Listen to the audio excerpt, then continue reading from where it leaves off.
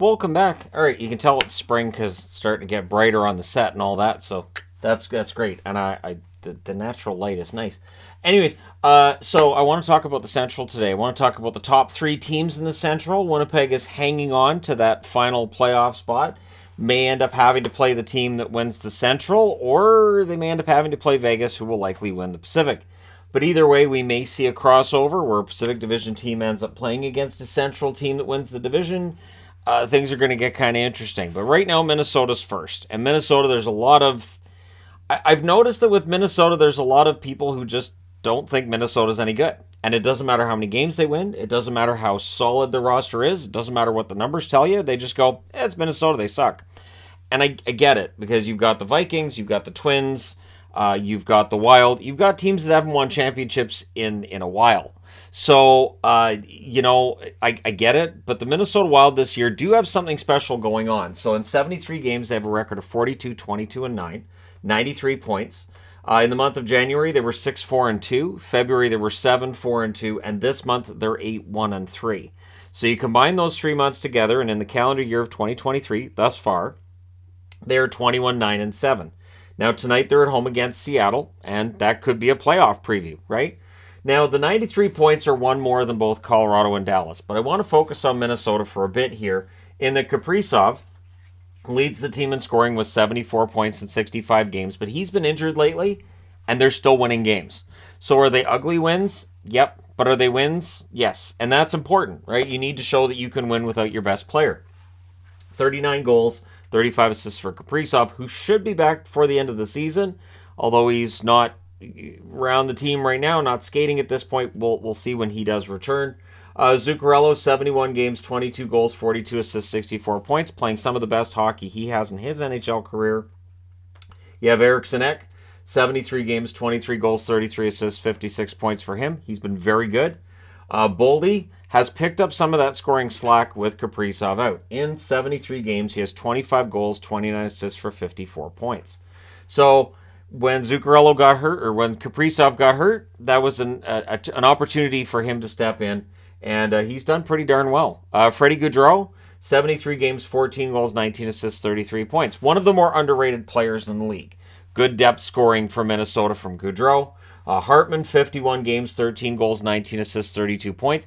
Hartman hasn't had the kind of year this year he did last year, but last year was a career year. So that happens. Guys have career years. Everything clicks, and then it doesn't click quite as easily after. Of course, he was injured a large portion of the season as well, which didn't help. But yeah, for Hartman, good, solid top six forward for the Minnesota Wild. And then Spurgeon rounds things out. I went with 7 players on each team. 72 games, 10 goals, 21 assists, 31 points for Jared Spurgeon, who, much like Freddie Gaudreau, much like I would say almost everybody on the Minnesota list, they get underrated.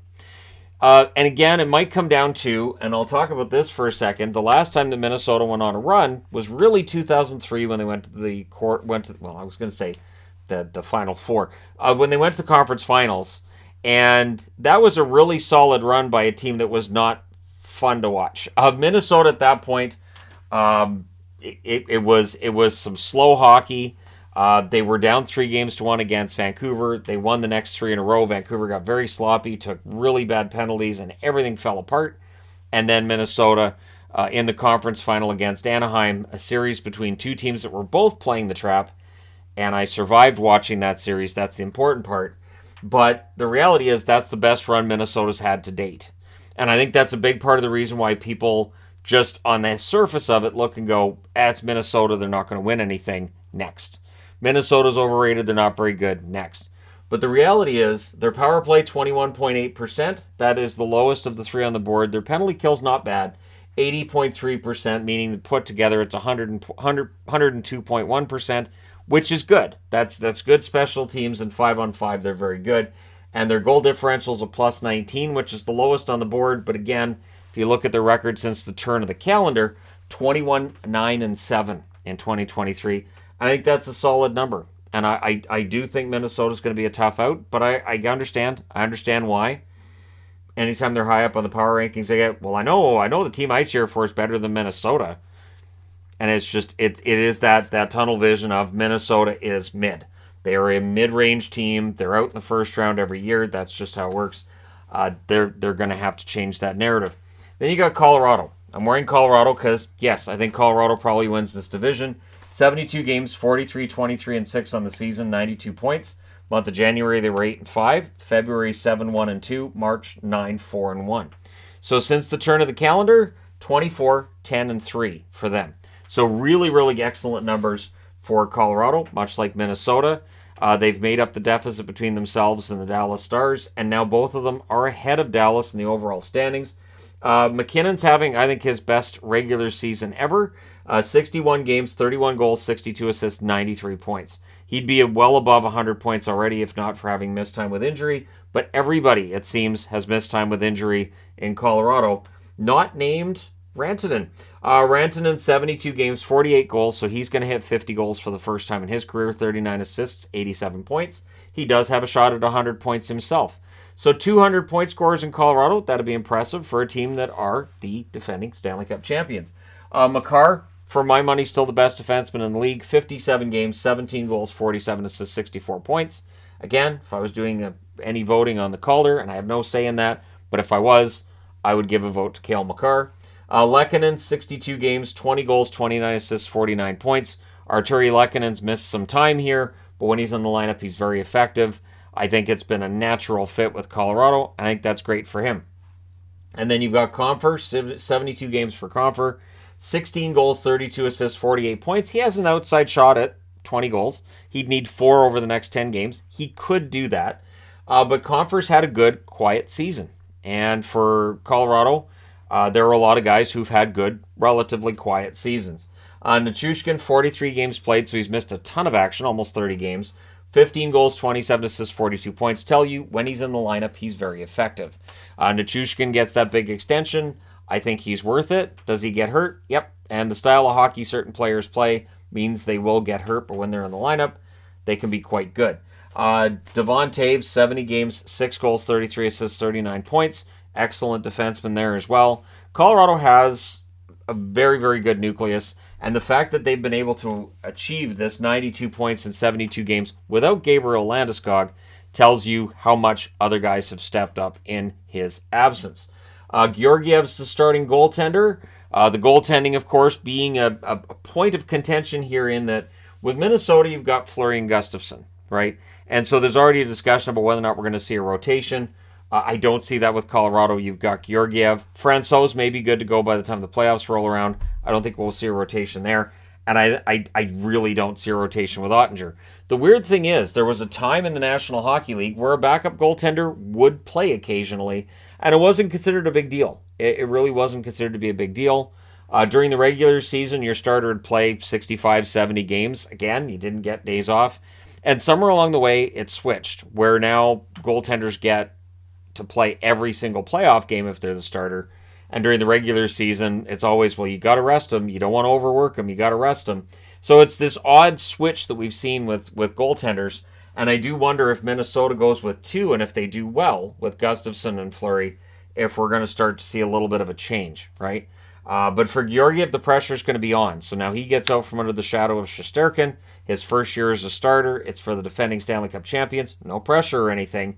And Georgiev's looked quite good at points. He's had some mediocre starts as well. He's not a Vezina winner. Neither was Kemper. Kemper had a very good season for Colorado last year. But they didn't need a Vezina winner. They just needed competent, good goaltending. They have that still with Georgiev. 25.6% on the power play. They have the best rated power play of these 3 teams. Their penalty killing is the lowest, though, at 79.2%. So 104.8% combined. So the numbers are a little bit better than Minnesota's. Again, Stanley Cup champion last year. Their goal differential is a plus 37. And they've been winning some big games lately. They've had a couple of losses here and there as well. But the expectation is that they're going to go likely very far in the playoffs. Whether or not they're going to win another Stanley Cup, we shall see. I don't know that I'm going to go against them.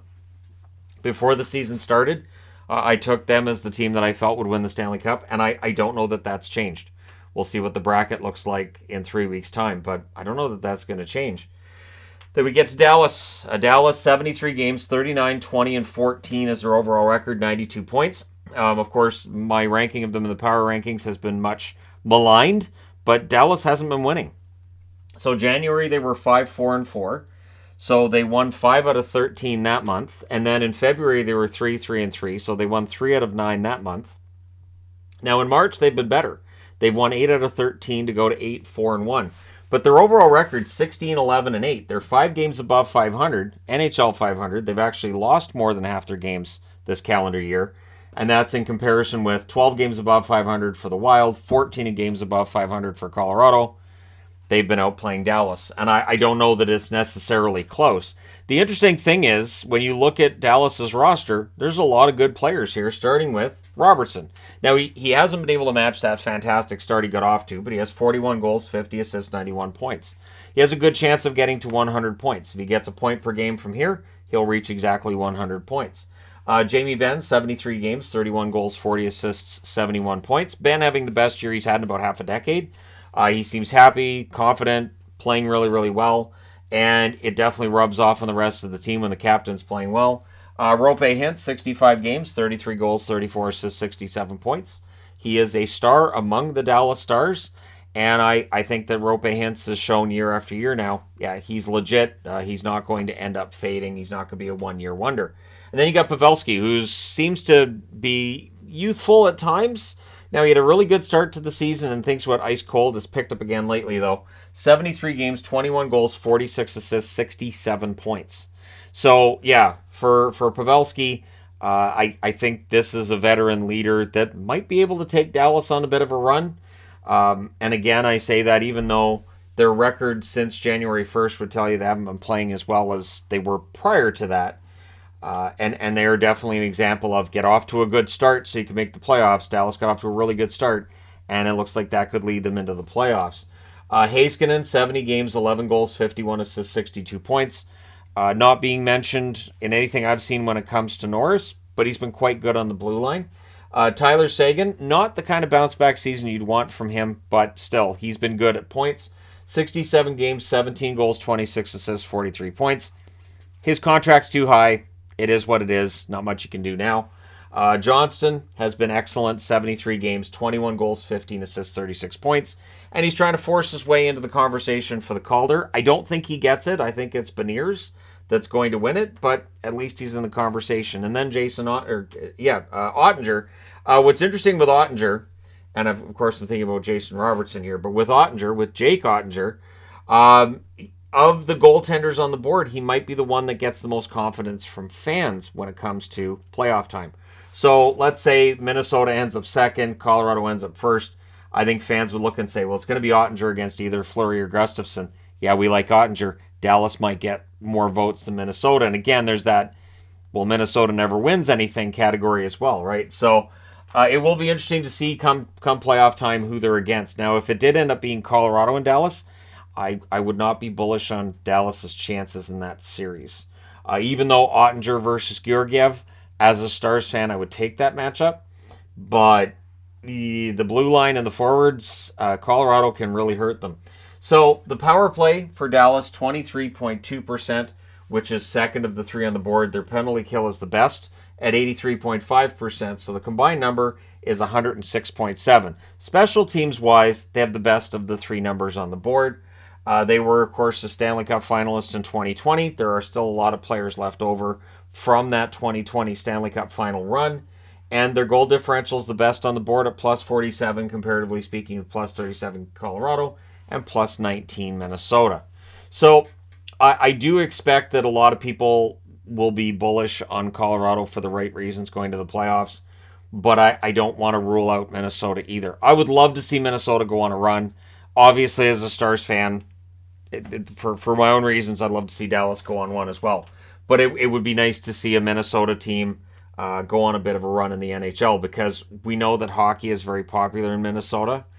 It is the state of hockey. Michigan's right up there too. There are other states where hockey is very popular, Massachusetts, New York, etc., etc. But there's just something small town about Minnesota, and I think it would be great if Minnesota did go and win themselves a couple of rounds this year.